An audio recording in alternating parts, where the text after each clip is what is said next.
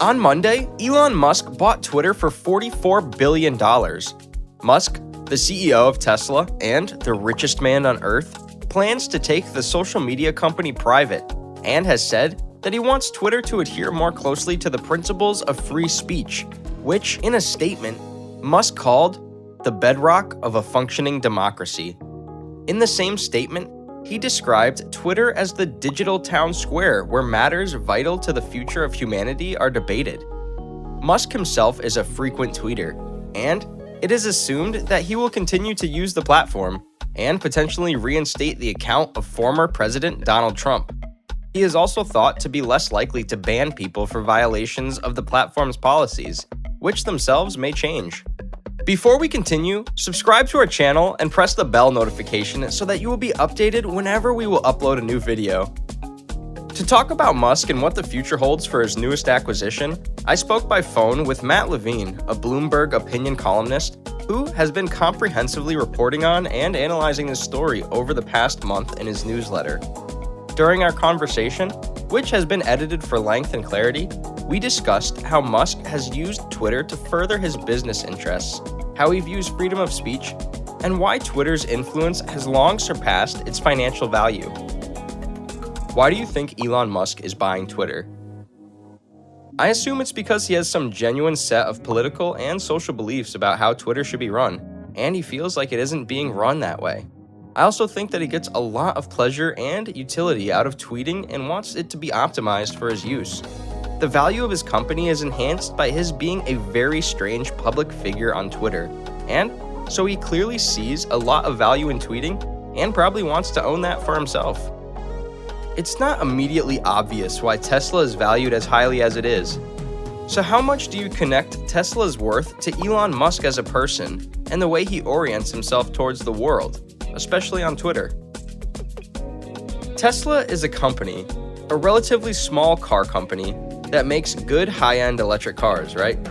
And the stock market value of Tesla, which makes Elon Musk the richest person in the world, comes from a lot of extreme optimism about Tesla's future ability to make more cars and become the dominant player in car making as cars become more electric. Also, he's just like a sort of futurist visionary. He's building tunnels that he seems to think will be the future of transportation. He's sending rockets into space. And so the value of these companies in the market is largely derived from expectations around how much money they'll make in the future, as opposed to how much money they've made in the past. And those expectations are probably helped by having a charismatic, Nuezy founder who makes a lot of jokes online and is sort of a science fiction character himself, and portrays himself as a science fiction character, and who appeals to people who like that by making jokes. Tesla's an expensive company to run. It's not like a social media company where you rent some space from some servers and type some code. You have to build big factories to build cars. And historically, Tesla has needed a lot of money to run itself. And Tesla has been able to sell millions of dollars of stock to new shareholders, to some extent bypassing the way Wall Street usually works and not finding big institutions to sell stock through banks, but rather going out to the market and selling stock to individual shareholders who are big fans of Elon Musk. So, his public persona has helped him raise money to build a big company that does real things, and has also kept the valuation of that company really high because people like it and like him, and trust in his vision for the future because he is an accessible character to them in a way that a lot of other CEOs are not. None of that translates in any direct way to the idea that owning Twitter will make that more valuable. At least it doesn't to me.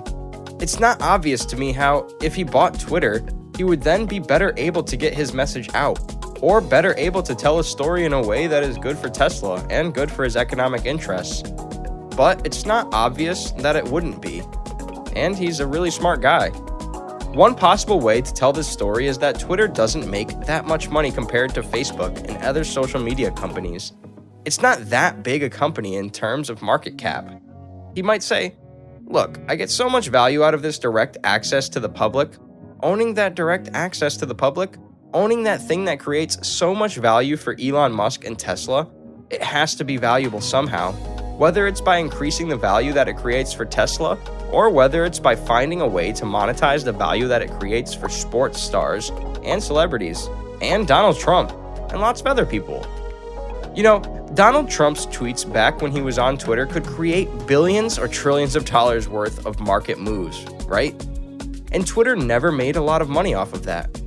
It's not obvious how the company would, but if you're sitting on top of a thing that can create that much value, surely. If you're really smart, then you can extract some value out of it. In terms of the way that you described him using Twitter for his business image and business interests, is he too generous, or do you see this more widely now? I think it's hard to imitate him, but I think people are. And I think that the classic example in the last 5 years or so has been the rise of meme stocks. Companies like AMC and GameStop got very high market valuations and raised a lot of money through social media, popularity, and game memes.